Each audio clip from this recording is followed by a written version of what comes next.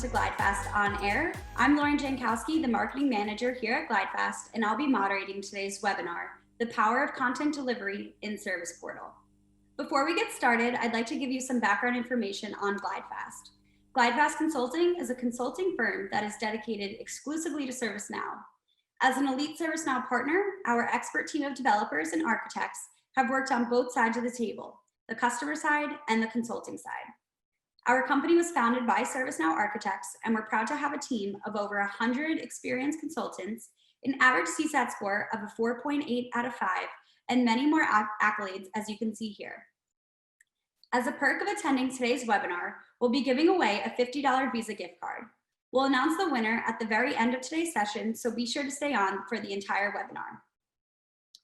I'm excited to introduce our two presenters for today, Todd Brady, a ServiceNow architect here at GlideFast, and Lauren Toomey, a Service Portal developer here at GlideFast. I'll be monitoring the Q&A throughout today's session, so please send in any questions as they arise, and we'll do our best to answer them. Now I'd like to hand things over to Lauren to dive into the presentation. Okay, so for those of you unfamiliar with it, what is content delivery, particularly as it relates to the Service Portal? One of the most important things you can do for your employees is to keep them informed. However, there are several areas in which employees need to be informed. There may be different times of year when information needs to be shared, say around holidays or open enrollment. And on top of that, different information needs to go to different groups. How do you manage all of these variables? Well, content delivery is a way to inform groups of certain actions they need to take, perhaps signing a waiver and then leading them to that action. You can share information that repeats at certain intervals, like a reminder around the time of year for open enrollment. You can also direct specified users to specific content, like a video or a link to training that they need to complete, whether it's a one-time thing or it repeats. You can also manage email campaigns to go beyond the portal and sharing information with your chosen audiences. So who does it benefit? Which of your employees does it benefit, and how? The most obvious group to benefit from content delivery will be your employees that are in charge of distributing information. Whether it's a single person or a department, it will streamline and simplify your processes to deliver important info in a timely manner. These employees can create and schedule their content from one place in just a few steps and have it shown to users in multiple mediums all in one go. They can use HR criteria to schedule content or create custom audiences that are important to your organization. They'll also be able to reduce their reliance on emails and tools like finicky mail merges. And perhaps most importantly, by sharing information in an easy to access and timely manner, cases can be deflected and employees on the receiving end of information can be less stressed. So let's take this analogy for a minute. Content delivery is an art, but not in the way that you have to be born good at it. When you create content you want to share, you are creating a beautiful piece of art, perfectly unique to you and your organization. Like most artists, you probably want to share your art with the world. So you need to schedule a showing of your art or content. And when you're finding that time to do a showing, whether it's one day only or a week-long event, you need to decide which gallery to share your art with, or which group of users is the right fit for seeing this new art.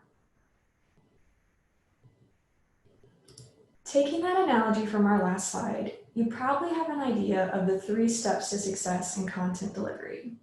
First, you have to create your content. There are several types of content you can create, and Todd will be doing that for you shortly. You could write an email, create a flashy announcement, share a link, or send relevant tasks to your employees. After you've decided on the type of content that will be the best method for your information, and then created the content, you'll get the option to schedule it. You'll have to decide when is the best time for users to see this information. Should it be a reminder that's always on the portal, like say an important link that you always want available to your employees? Do you want to share holiday reminders the week before the holiday, a month before the holiday? These are the types of things to consider when scheduling content, in addition to your employees and what their needs are. Finally, you've created the content, you've decided when to schedule it, now you can share it. But who do you share it with? Well, you can choose to share it with everyone fairly easily, but the real power is in using audiences and criteria to share content. If you have international employees, you might have international holidays. So you share different holidays with different users based on their location. Or perhaps you need to share certain documents only with new hires. The possibilities of sharing are truly endless. But now to give you a real taste of content delivery, Todd will be demoing these 3 steps to success. All right. Thank you, Lauren. So we're just going to get into this. What I have up on my screen now, hopefully you can all see it, is my personal developer instance. And I've got a couple things already bookmarked here in the instance that I'll go through and show you. So one of the things I wanted to start with was the actual plugins for content delivery. So within the instance, if you go to your plugin list, and you'll see that there's a handful of content or plugins that start with the word content. The core of it is the content delivery plugin, and I just want you to take note that Employee Service Center is another plugin that I'm going to kind of touch on briefly here because it has a little bit of a tie into content delivery. So really, to activate content delivery, its core functionality, you only need the content delivery plugin. And I'll briefly touch a little bit on content automation as well as content analytics. But once you've installed the content delivery plugin, you'll notice that you'll then have the ability to a new application with various modules for content delivery.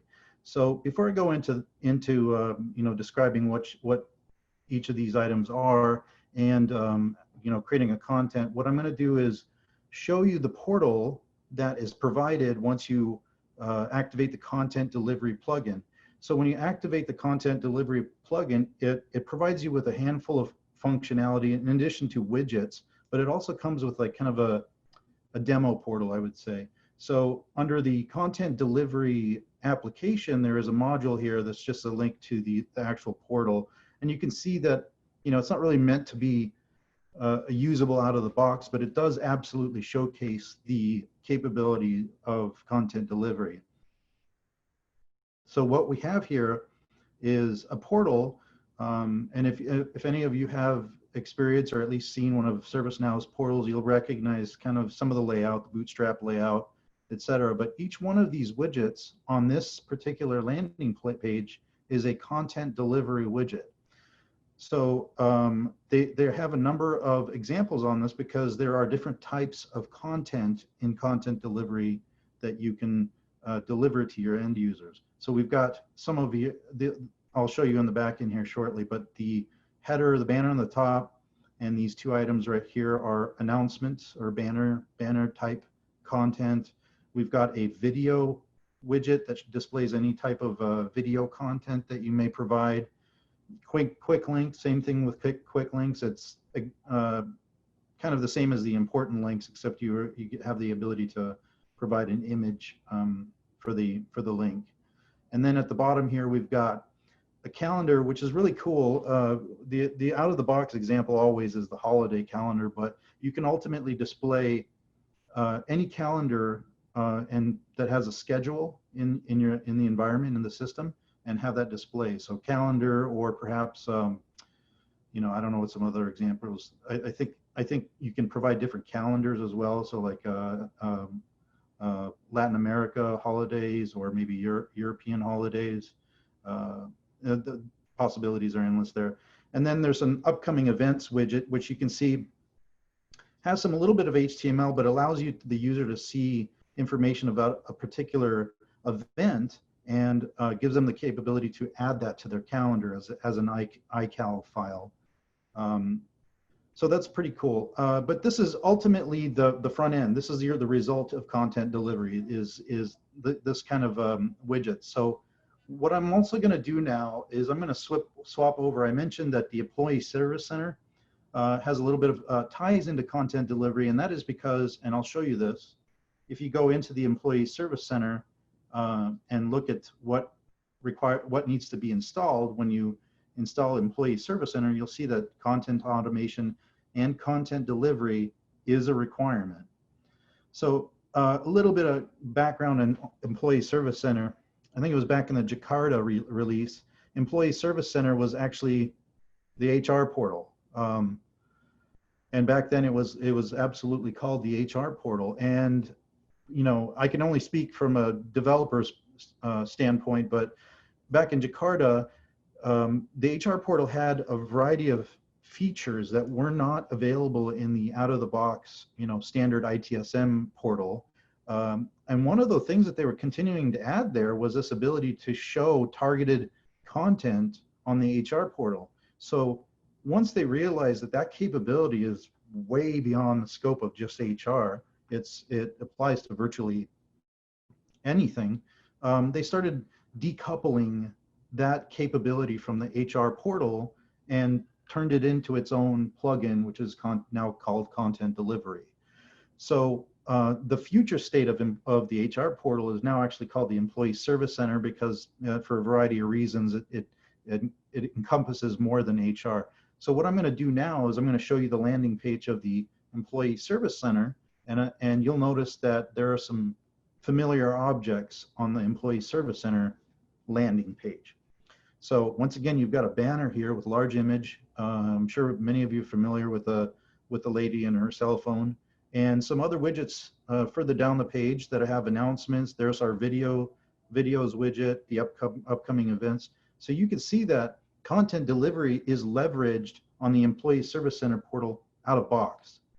That doesn't mean that you need to have Employee Service Center. It's just showing you that, you know, with content delivery, all you get out of the box is a demo portal, and then you kind of have to design your own pages or put the widgets as you see fit during your design phase. So what I'm going to go into now is we're going to dive into portal content, because as you can see, there's a number of items under the content delivery application. But one of the things that I particularly wanted to focus on for this demo is portal content. And that is because that's virtually everything that you see on the portal. There are other types of content that isn't, you know, directly related to a portal.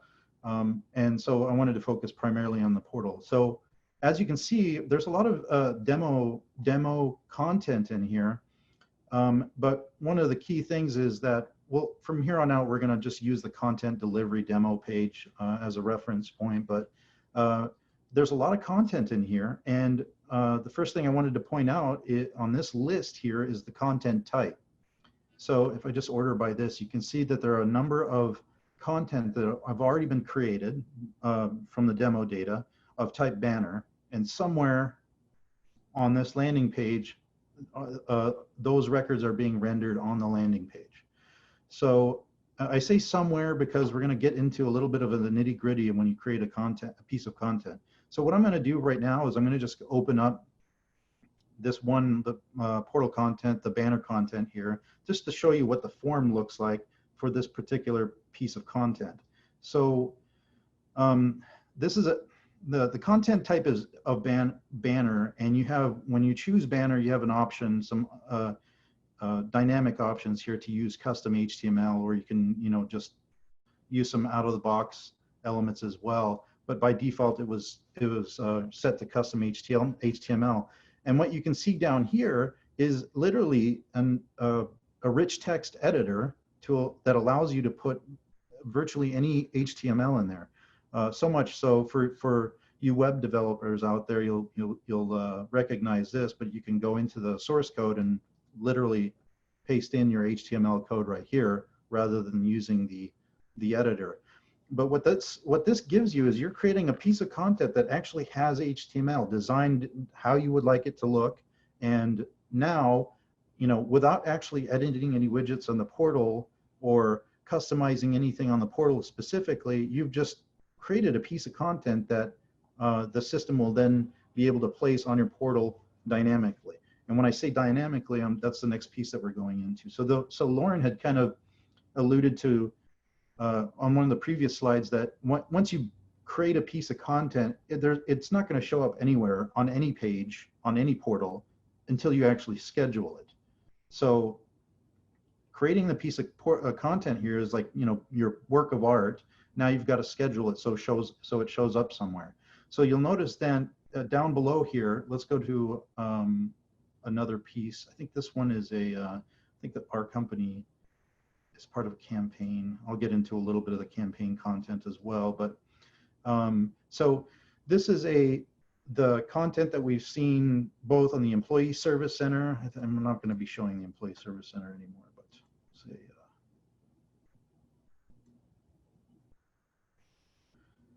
so this is the one that I wanted to show. So this is what we see at the top header, and you'll notice that this is actually not using the custom HTML option. You'll notice that, if you check the use custom HTML, then I could do whatever I want in here. Otherwise, you have some default options like button text and button link and image, etc. And that all gets rendered like this. So you can have a button and have it linked somewhere. And we'll talk about how you construct a button link, but the alternative is to create just HTML. But more importantly is this piece of content has a schedule on it already. It's a related record. And I'm just going to open up the form here for the scheduled content. And you'll see that there's some other information here that you have to populate for the schedule. And we're going to go kind of into some of this lightly. You'll notice that this allows you to choose kind of what location the content is. And you can also specify a page. And we'll go a little bit into widget instances here, but you have to choose which widget instance you want it to show up in. I can demonstrate why it's asking you that, because, well, I guess this is the only one here, but this is a banner piece of content, but you can, in the demo landing page, there are 3 places where you can place a piece of banner content or a piece of banner information. Actually, I think this one is a banner and these 2 are announcements. So you actually, when you're scheduling your content, you have to choose where you want it to show up, under which widget you want it to show up. So I'm going to reload the form because I just blew that record away. So you'll notice that there's a widget instance called Welcome Banner Top, and without going into the nitty gritty there, I didn't, let me see, close the portal there.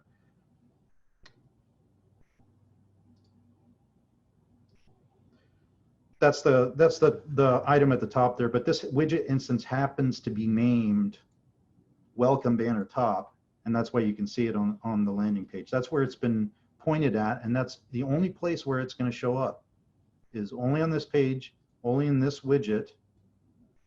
And here's where I feel is the exciting part of content delivery, and you also specify an audience. So this is where content delivery can get really powerful, because I created a piece of content that I want to show on the portal, but not only do I have that capability of what portal to show it, I want it to show up and on what page, but I can specify which users I want to see it.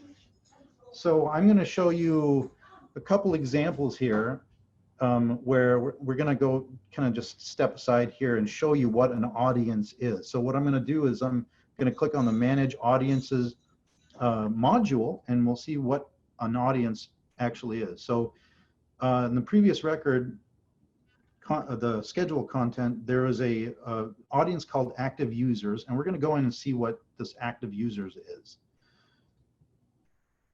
So you'll notice it's just named active user, so I can call it whatever I want. But what I'm specifying here is it's a set of users that I can apply a filter of. Since the audience type is users, it's building a condition builder for you based off of the user table.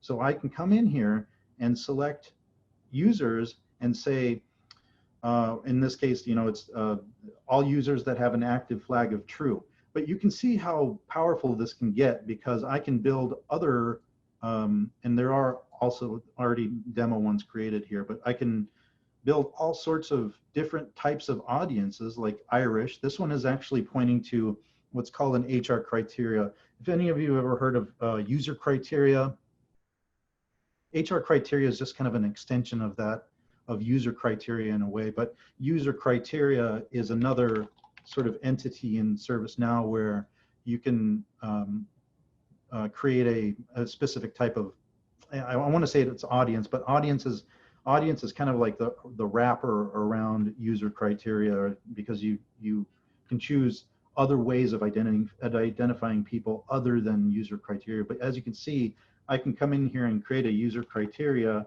and I can choose what type of users. I can specify individual users for this user criteria, or I can choose specific companies, locations, departments, whatever. And I can even get even crazier and script my logic into determining what users fit this user criteria. But once this user criteria is created, you can then leverage it as an audience in content delivery. So I'll show you that. Back to that Irish employees example. This content is of type HR criteria, and I'm just choosing the Irish employees HR criteria that is already predefined. And there's an option here where you can see, okay, exactly who would end up seeing this if you chose this criteria, which is kind of cool. So that we've got 3 individuals here that are Irish employees. So I'm going to go ahead and just show you what the form looks like for a new criteria, and we can come up with something funky just as something new. So I don't know, we'll say, and we'll say, let's try users, and we'll say, yeah, we want them to be active, and we want, let's see, we want them to be anybody who's in the city of, let's say, Denver, or city of Minneapolis, where I hail from, or let's say city of New York. So any active employees that are at any 3 of these cities that, I don't know, let's throw in something crazy like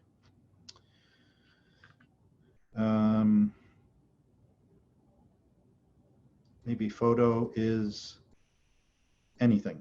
So they have a photo, I don't know, whatever. So we've only got 2 users that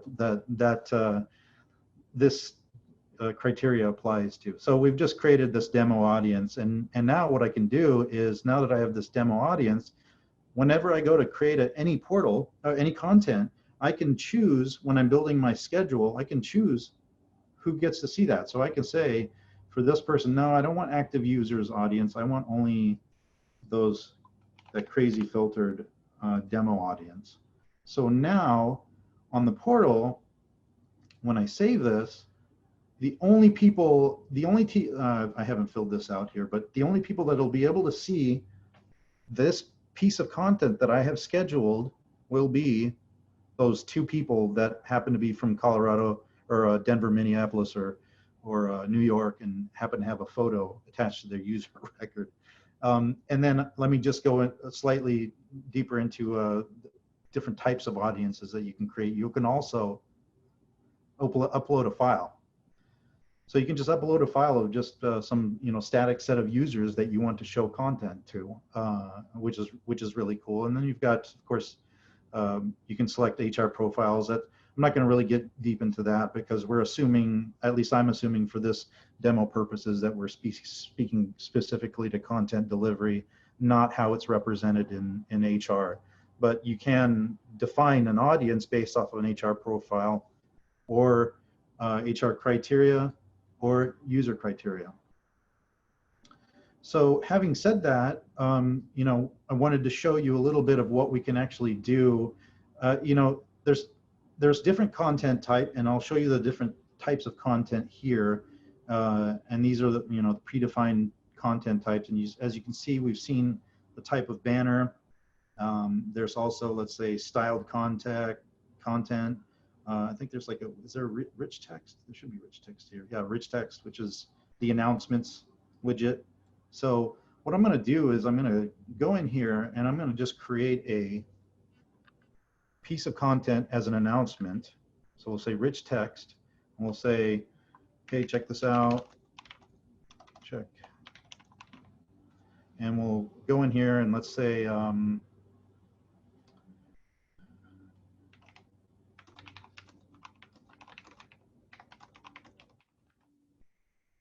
so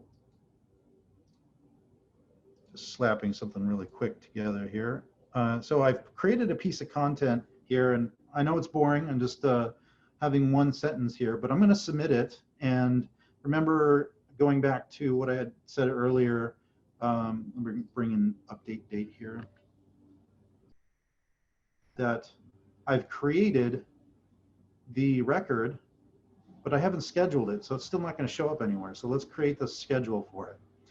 All right, so we've chosen the service portal. It wants to we want it to show up on the service portal. We want it to show up on which page? In this case, with the content delivery landing pages, content delivery demo. And then now we have to choose the instance. So you notice how there's two instances. This choice list here is filtered by the type of content the widget is offering. So on the landing page, we've got two widgets that are showing rich text type content. So since there's two of them on this landing page, you can see that for this page you have two options. So we're just going to go ahead and put it into the major announcements. And now audience. Let's go ahead and choose that demo audience we created, and we'll save that. So just going to go back here and review our crazy requirements for that audience. So I am in here as admin, and I am active. Am I in one of these cities? I don't know. Let's just, yeah, actually I do have a photo. So let's just see if I load this page, am I going to see that piece of content under major announcements? Why is that? Let's go check it out. And I think I might be squashing it here because I'm an admin, and I believe admin can see virtually everything. So let's go view default.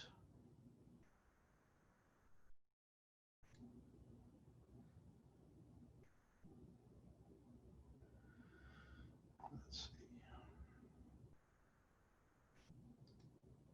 I think it's oh, I think I built the criteria different here. So let me just go back to this audience here. I'm going to clear it up. I think I got a little too crazy with the requirements for that audience. So I'm going to say that I have to be in one of these cities, and I have to be active, right? So now when I go here, and I shouldn't see this content here, right?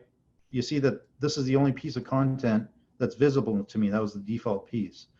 And another thing that's kind of cool about the rich text widgets on this landing page is that they're just flat banner content until more than one is added. Then they're automatically turned into carousels. So I can't see this piece of unique piece of content that we created. Why not? Well, that's because I'm not in one of these cities. So let's go change that. Go to my profile. View.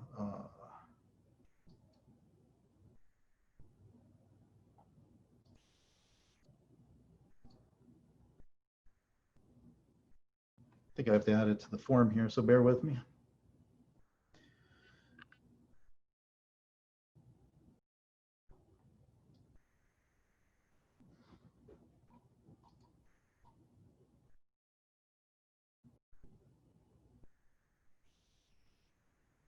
All right.